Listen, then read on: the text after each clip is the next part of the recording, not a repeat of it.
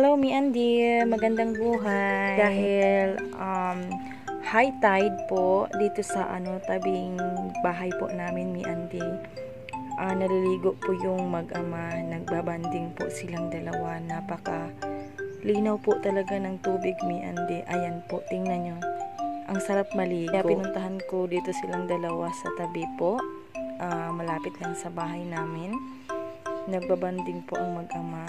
Ako lang po, mi Andy, yung taga-video nilang dalawa. Naalala ko tuloy, mi Andy, nung buntis pa ako. Dito kami palagi naliligo sa tabing bahay, dito sa seawall, yung tawag dito, mi Andy. Napakalinis, maraming mga kapitbahay din yung araw-araw na naliligo dito. Hello, good morning, have a nice day. Naligo yung mag-ama, mi Andy, oh. Crab yan, crab. Crab. Dito kami sa namin, mismo sa tabing bahay lang ito. Yan, ang ganda ng view.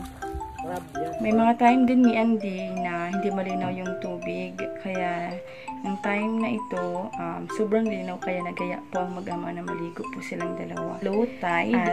Nangunguha po kami ng mga small crabs. Manu po kami, mi Andy, yung tawag dyan. Manu po paggabi. Nangunguha po kami ng mga iba't ibang shells.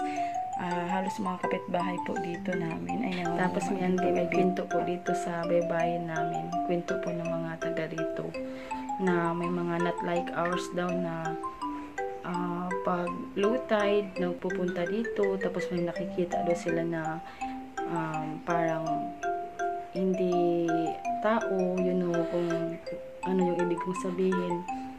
May nakikita daw sila na kalabaw sa po sa baybayin. Parang po, naisip ko yung kwento po ng mga kapitbahay namin, yung mga ko po, mga paryente ko lang po yung nagkwento nun. Hanggang dito na lang po, mi Andy. See you in my next vlog. Thank you for watching. Have a nice day and follow for more. Bye!